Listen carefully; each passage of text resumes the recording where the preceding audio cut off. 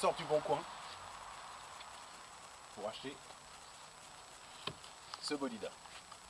Alors, on va aller totalement à contresens de toutes les vidéos qu'on voit sur YouTube. J'essaye des E39, j'essaye des E36. Les mecs ils disent ah regardez moi ce 36 elle est magnifique. Ah, bah, c'est sûr qu'on achète une 36 à 10 000 euros. J'espère qu'elle est belle votre 36. Là, on va totalement à contresens. On est vraiment à contre-courant. On va essayer une voiture, mais à 1500 euros, à 10 000 balles pour les anciens. Qu'est-ce que ça donne d'acheter une Diez à 10 000 balles? Et ben ça donne ça. 310 km, 530D, 193 chevaux. La bonne ferraille de Munich. Juste déjà, un petit message personnel. Avance par là. Parce que c'est la voiture de mon beau-frère qui vient d'acheter ça. Firmin, les centres de roues, tu les mets quand? Donc, E39, gris métal, avec nickel, hein. Elle est nickel. Voilà, 193 chevaux, une 2003, donc une LCI. Non, je sais que pour les talibans en BM, LCI c'est que à partir des 60, etc. Je sais pas comment on dit sur les 39, passe 2 quoi, tout bêtement. D'ailleurs LCI, qu'est-ce que ça veut dire? La caisse intouchable? Je sais pas. S'il y en a qui connaissent, qui le marquent dans les commentaires. Franchement, je sais pas. Donc une phase 2, 193 chevaux, hein. Mais bon, 193 chevaux, c'est juste le 184 avec une petite carto, je crois, d'origine. C'est juste ça. Voilà. 300 000 bornes. On va faire un peu le tour de l'auto. Donc elle est quand même équipée de 4 jantes à Schneeschitzer, convaincu, hein, mais c'est des vrais Schneeschitzer, montées sur 4 Bilstein B6, qui sont pas trop vieux. D'ailleurs, quand il l'a récupérée, elle était en mode dragster, parce que la personne ne devait pas savoir que l'arrière, donc c'est parce que là-dessus c'est la suspension à air, c'est pas toutes les 39 Touring. À partir de l'E60, je sais que c'est obligatoire sur les Touring en suspension à air à l'arrière, mais pas sur toutes les 39 Touring. Donc là c'est à air. Et en fait, avec la valise Diag, il suffit d'aller dans le réglage de suspension et on la règle. Il suffit de donner les hauteurs. Voilà. Donc un bon gros touring. Alors l'avantage sur ces gros touring de chez Série 5, c'est vrai qu'on a de la place. On peut charger si on a des gosses, c'est génial. Bon, la personne avant devait avoir un chien. Il faut toujours excuser 1500 euros. 1500 euros, on a le coffre qui se ferme tout seul. Hein, bon, c'est les verres qui sont morts, mais on va pas dire. Joli, hein. Sur les 60, ça c'est la... C'est pas tout le temps que ça marche sur les 60, parce qu'en général, on a le faisceau qui est cramé. Hein. Mais sur les 39, ça tient mieux. Voilà. Sinon, bon, elle a quelques petits éclats hein, qu'il faut cacher.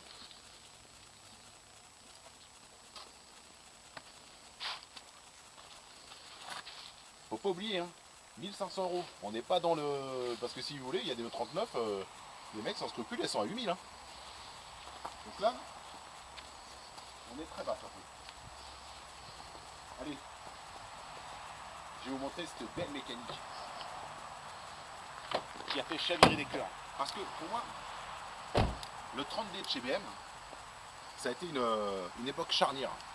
Un peu comme le TDI 150 de chez BB. Parce qu'avant, bon, c'est vrai que BM avait sorti quand même le 2,5 litres TDS, qui sortait 150 chevaux quasiment. C'était quand même une arme. Hein. C'était le gasoil. Mais il y a eu une époque où ils se sont mis à sortir du gasoil de fou. Le TDI 150 reproque 200 chevaux, le 30D qui se modifiait à des chevaux sans peu. Il y a des préparateurs, ils s'amusent à les monter à 400-500 chevaux, c'est putain de merdingue. Mais vraiment, ça a été un truc. L'essence avait pris une grosse claque dans la gueule, moi je trouve, avec ces moteurs-là. Parce qu'on achetait un truc comme ça, 193 chevaux, on faisait une petite reprog, 220 chevaux, 230 chevaux, et on avait un monstre d'autoroute, quoi. Donc voilà, le fameux 6 cylindres. Voilà. Vraiment, c'est solide, hein, ces trucs-là. Je trouve que c'est ce qui vieillit vraiment très bien dans ces moteurs, dans ces voitures, je veux dire, ce moteur. C'est l'époque charnière où c'est passé vraiment après à électronique totale. Là, c'est vraiment le début de l'électronique. On a les 6 injecteurs piezo. C'est vraiment une mécanique encore assez simple. Mono turbo et tout. Après, bien sûr, il y a eu le 35D qui reste un 3 litres D avec 2 turbos. C'est pour ça qu'il l'appelle 35 en fait. Où là, ça marche vraiment fort. Mais là, déjà, on est loin des 2 fulgurants. On verra tout à l'heure qu'on va l'essayer. Voilà, hein, les petits radiateurs pour le gasoil. Parce que ça envoyait du lourd. Hein. Il y a l'autocollant, comme quoi il y avait basto, hein, pour faire chauffer un peu dedans. Parce que c'était quand même ça, quand c'est vendu neuf, ça valait une petite fortune. Hein. Ça valait quand même un bon billet. Ça a descendu. Hein. On a un pare-choc avant, Paquem. Je ne pense pas que c'était d'origine. Ça a dû être ajouté après. Bon, je vais vous montrer l'intérieur. 300 000 km. Propre ou pas propre? Vous attendez à quoi? Allez, on va regarder. Tada! Déjà, on part sur du cuir noir. On aurait pu partir sur du beige. Et bah franchement, 300 000, quasiment 300 000 km. C'est pas dégueu. Hein. Bon. On a le volant. Il y a un housse qui a été remis. Hein. Parce que oui, quand on regarde en dessous, ça a été scotché parce que bah typique hein, les volants BM, ça se ronge. Mais sinon, on a quand même les inserts noirs comme ça, qui lui rendent vraiment un bon petit style. Avec les panneaux de porte, vous savez, rainurés. Ça n'a pas trop mal vieilli. Je sais pas si c'est d'origine ça. S'il y a des fans des E39, est-ce que c'est d'origine les inserts noirs comme ça? Parce que je sais que dans les E60, c'est très rare que d'avoir des trucs noirs. Même ça, normalement, c'est chrome. Parce que moi, sur la mienne, j'avais fait repeindre justement la couleur de la caisse pour que ça fasse bien. Et là, ça se demandait si ça n'a pas été repeint en noir pailleté un petit peu, en noir métallisé. Même là et tout, c'est vraiment la finition pas dégueu, hein. J'aime bien, assez sport. Compteur, quasiment à 2,50. Est-ce que ça y monte? Je ne ferai pas le test. Les HP sur le ciel de toit à l'arrière, typique des touring. Non, vraiment, 300 000 bornes, 1500 €. L'intérieur est pas dégueu. Bon.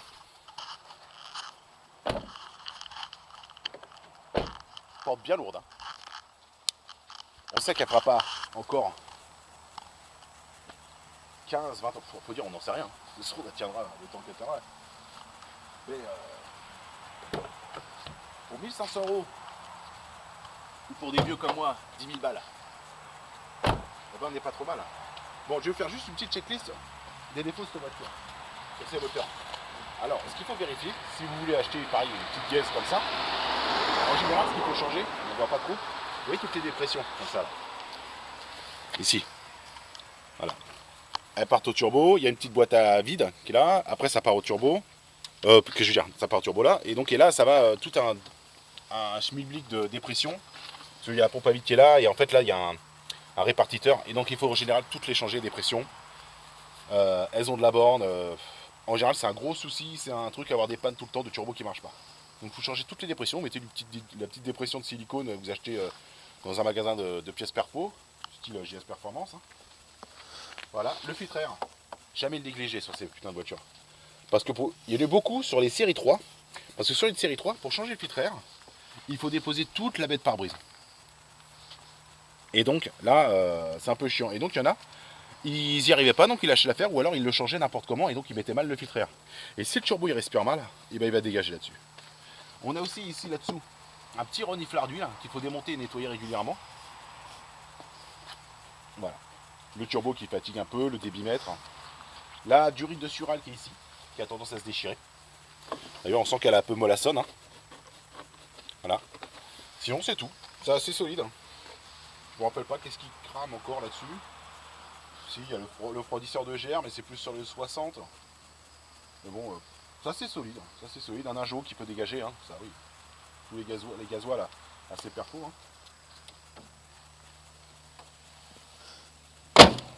Donc voilà. Bon. C'est pas tout ça. Mais on va voir. Qu'est-ce que j'ai fait des clés? Qu'est-ce que j'ai fait des clés?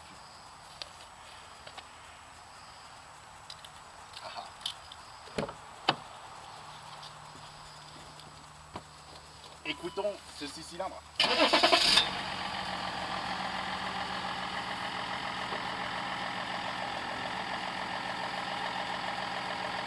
minutes pour qu'elle bien se tenir. Hop, attendez. C'est parti.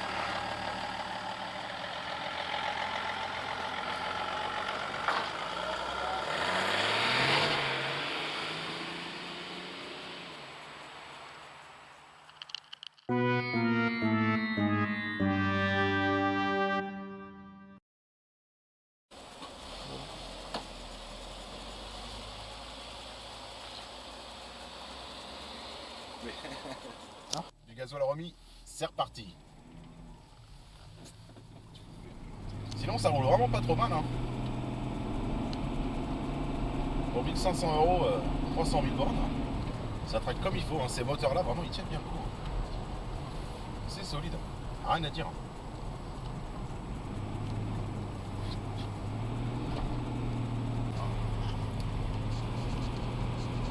Le bon gros bruit du 6 cylindres. On va voir si on a encore un petit peu sous le pied.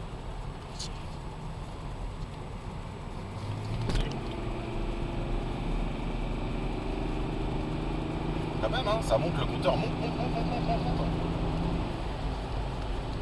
On va relâcher. Non, c'est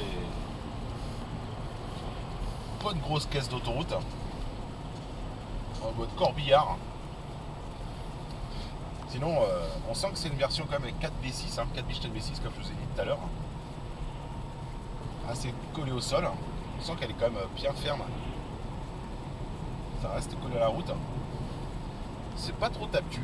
J'avais peur pour une grosse caisse comme ça avec des V6 rabaissés. Non, vraiment, elle est confortable. Et je trouve que ça vieillit pas trop mal, hein, les inserts noirs et tout. D'ailleurs, je sais vraiment pas hein, si c'est d'origine.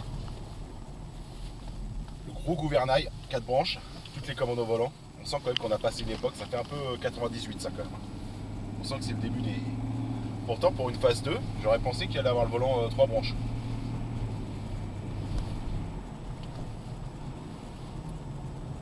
Des cyclistes, on va les renverser.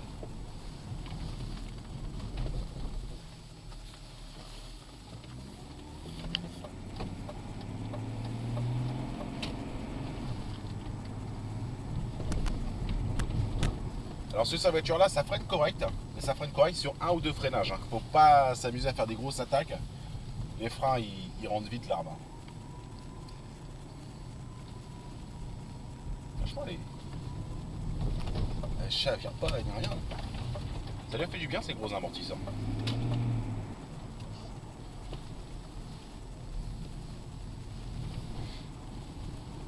L'autoradio, un peu une autre époque quand même.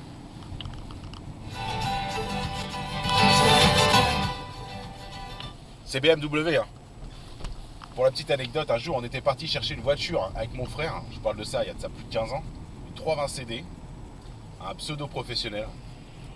Les mecs ont essayé la voiture et au bout d'un moment on arrive. Et le mec il allume la radio, il met le son comme un ouf, pendant 2 secondes il coupe, il fait ça c'est BM. On en rigole encore. 15 ans après, on en rigole encore avec ce truc là. C'était juste un délire. Et le mec il nous a regardé droit dans les yeux, sérieusement. Ça c'est BM. C'est un délire. Il y en a, ils sont ouf dans leur tête. Ah, elle reprend bien hein, quand même. Elle reprend vraiment bien. C'est pas trop mon genre, les gros trucs comme ça, mais quand même. Hein. Boîte auto, hein. Bon c'est la 5, hein. Comme je vous ai dit tout à l'heure, c'est une boîte GM. Hein, comme vous avez vu dans le tuto que je vous ai fait de la boîte auto. C'est une boîte GM, c'est une 5, c'est pas une ZF6 HP ou un truc comme ça. On sent quand même qu'il y a sur une 60 en ZF6 HP qu'il y a une génération qui est passée. Hein. Ça la GM elle est un peu lente et tout. C'est pas mon dada.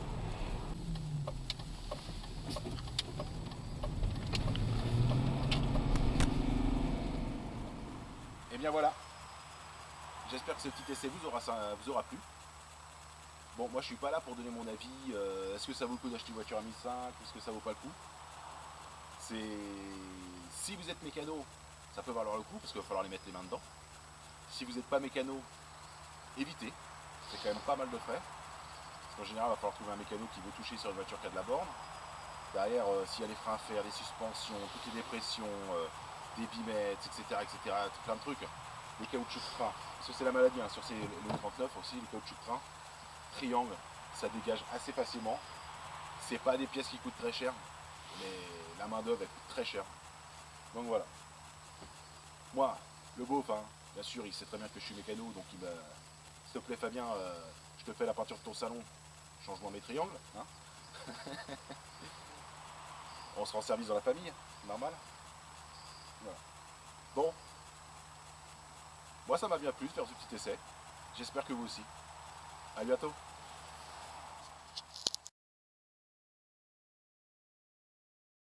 Alors Alors le petit truc relou avec les BM, c'est ça. Les clés BM, même pour les E60, sauf que c'est différent. C'est... Ah, ça marche pas, il n'y a plus de piles. On se dit, on va acheter des piles. Sauf que ça s'ouvre pas. C'est une pile rechargeable qui se recharge quand on roule. Ça envoie un tout petit peu de courant dans le contacteur clé. Et ça recharge la pile. Sauf qu'à bout d'un moment, la pile, elle est quand même cramée. Et donc ça change pas. Donc vous allez chez BM et ils vous disent, ouais, pas de souci, c'est une clé. 200 balles. Vous dites 200 balles quand même. C'est bien ma gueule. Alors, on peut, avec une lame de cutter, on ouvre tranquillement. Et la clé, qu'est-ce que je dis? Excusez-moi. La pile, on la change. Après, il faut recoller et tout. C'est franchement se prendre la tête de fou.